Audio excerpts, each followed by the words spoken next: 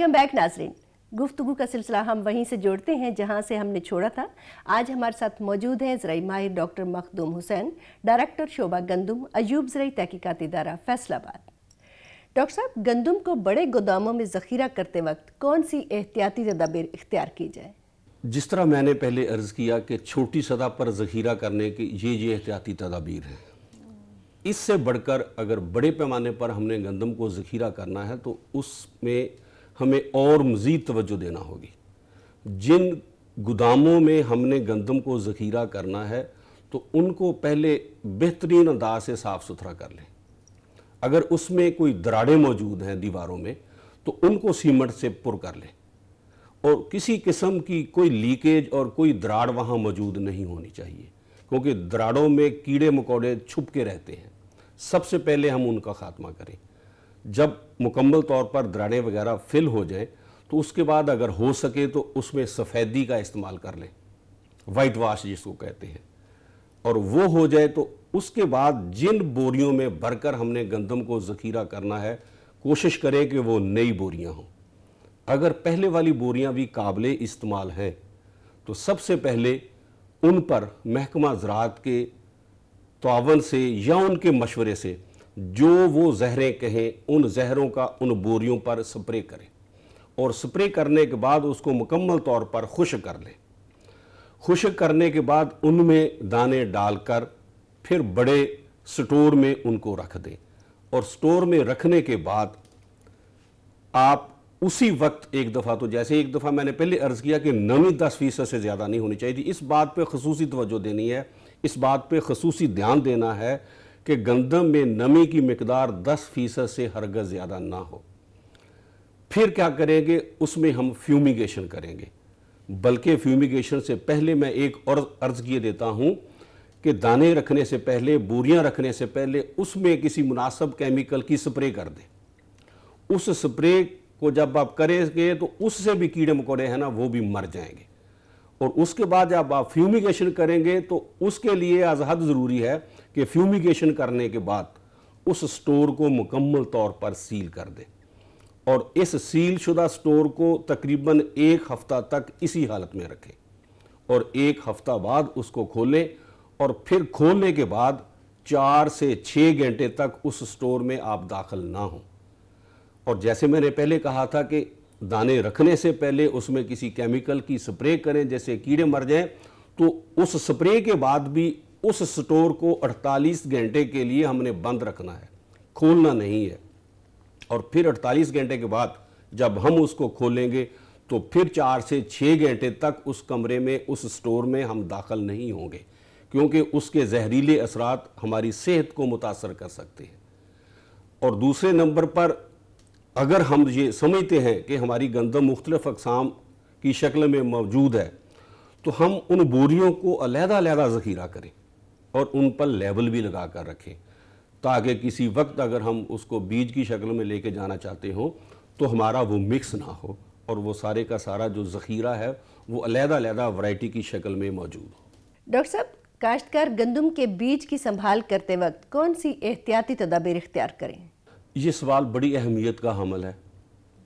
वैसे तो काश्तकार में ये चीज़ जो है ना वो असर मौजूद ही नहीं कि हर साल वो यही चाहता है कि मैं नया बीज इस्तेमाल करूं,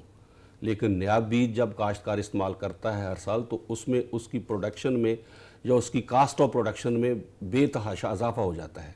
बीज की कीमत बहुत ज़्यादा है और उसके मुकाबले में जो आम घर की फसल है जब वो बेचता है तो वो 1300 रुपये मन होती है और जब बीज खरीदता है तो वो 1800-1900 रुपये मन के हिसाब से उसको वो बीज मिलता है। तो इसलिए ये बहुत ही ज़रूरी है कि कम से कम जब एक दफ़ा उसने नया बीज ख़रीद लिया है किसी अदारे से, पंजाब सीड कॉरपोरेशन से या सीड कंपनी से, तो उसको कम से कम 4 साल के लिए वो अपने घर का बीज इस्तेमाल करे। उसको इस्तेमाल करने के लिए ये बहुत ज़रूरी है कि वो मंजूर शुदा अक़साम पहले काश्त करे और मंजूर शुदा अक़साम को काश्त करने के बाद अब तो गो वक्त कटाई का आ गया है, उसके लिए अज़हद ज़रूरी है कि उसमें गैर अक़साम के पौधे ना हों। अगर कोई बाई चांस गैर अक़साम के पौधे उसकी उस फसल में जिससे उसने बीज संभालना है उसमें मौजूद हैं تو ہم ان کو تلف کر دیں، اور اس کے ساتھ ہی جو جڑی بوٹیوں کے پودے ہیں ہم ان کو بھی تلف کر دیں، اور جو وہ بیج والی قسم یا بیج والی فصل کا جس جگہ سے چناؤ کرتا ہے وہ بہت اچھی فصل ہونی چاہیے، اس میں سب سے بہتر اس جگہ کا انتخاب کرے جہاں اس کی سب سے اچھی فصل موجود ہے، اور اس فصل کو مناسب کھاد اور پانی دیا ہونا چاہیے تاکہ بیج جو ہے نا وہ صحت مند ہو۔ اس کے بعد کیا کرے کہ وہ اپنے کھیت میں اگر فار ایگزامپل مختلف جگہوں پر اس نے 4-5 ورائٹیز کاشت کی ہوئی ہیں تو ہر جگہ سے علیحدہ علیحدہ گندم کی کٹائی کرے اور علیحدہ علیحدہ ان کی بریاں باندھے اور ان کے کھلیان بھی علیحدہ علیحدہ ہی رکھے تاکہ ایک دوسرے میں مکسنگ کا شائبہ ہی نہ رہے۔ یہ نہ ہو کہ وہ بریاں اکٹھی کر دیں اور پھر تھریشنگ کے وقت وہ ساری مکس اپ ہو جائیں۔ لہٰذا یہ بہت ہی ضروری بات ہے کہ ان بریوں کو کھلیان میں علیحدہ علیحدہ رکھیں، اگر ہو سکتا ہے تو ان کے ساتھ ٹیگ باندھ لیں، اور پھر جب اس نے تھریشنگ کرنی ہے یا کمبائن کے ساتھ اگر وہ چلا رہا ہے تو تھریشر چلانے سے اور کمبائن چلانے سے پہلے ان مشینوں کو مکمل طور پر صاف کر لے، بالکل یہ یقین کر لے کہ اس میں کسی پہلی قسم کے دانے موجود نہیں ہے۔ پھر مزید احتیاط کرنے کے لیے اس کو چاہیے کہ جو پہلی بریاں اس میں ڈالتا ہے تو اس کے دانے 1 یا 2 بوری وہ علیحدہ نکال دے، اس کے بعد والے دانوں کو وہ سنبھال کر رکھے۔ جب بوریوں میں دانے اس نے ڈال دیے تو ہر فصل کا اس کی قسم کا نام جو ہے نا گندم کی کا اس بوری کے اوپر لکھے کہ اس میں فار ایگزامپل گلیکسی 2013 موجود ہے، اس میں اجالا 2016 موجود ہے، اس میں فیصل آباد 2008 موجود ہے، اس میں آس 2011 موجود ہے، تو ہر بوری کے اوپر ورائٹی کا نام لکھنا قطعاً نہ بھولے، اور اگر ہو سکے تو ان بوریوں کے اندر بھی کسی کاغذ کی پرچی پر لکھ کر ڈال دے، باہر بوری پر بھی نام لکھے اور اس کے علاوہ اس بوری کے اندر بھی ڈالے، تو ان بوریوں کا ذخیرہ کرنے کے لیے بھی ان کو علیحدہ علیحدہ رکھے، اور اس کو ذخیرہ کرنے کے لیے بھی اس کے پاس یہ ذہن میں ہونا چاہیے کہ میری اس فصل میں یا اس قسم میں یا اس وقت کی گندم کی جو فصل وہ برداشت کر رہا ہے یا سنبھال رہا ہے اس میں نمی 10% سے زیادہ نہ ہو، کیونکہ اگر نمی، میں ہر پہلو پہ یہ بات اجاگر کرنے کی کوشش کر رہا ہوں کہ جو گندم یا گندم کا بیج اس نے سنبھالنا ہے اس میں نمی 10% سے زیادہ نہیں ہونی چاہیے، ورنہ اس کی سارے سال کی ہوئی محنت ضائع ہو جائے گی۔ تو یہ چند ایسی، اور ہر سال بیج خریدنا ایک دانش مندی کی بات نہیں ہے کیونکہ اس کا خرچہ بڑھے گا، اور گھر کا جو بیج ہوگا وہ بہت بہتر ہوگا، اس کو پتہ ہوگا کہ میرے اس کھیتوں میں کون سی فصل نے اچھی پیداوار دی ہے، تو ان اقسام کا وہ بیج سنبھالے۔ اور یہ بات ذہن میں رکھنی چاہیے کہ کبھی بھی ایک گندم کی ورائٹی کو اپنے پورے رقبے پہ کاشت نہیں کرنا چاہیے، کم از کم 2-3 اقسام وہ کاشت کرے تاکہ اگر موسمی حالات کی وجہ سے کسی ایک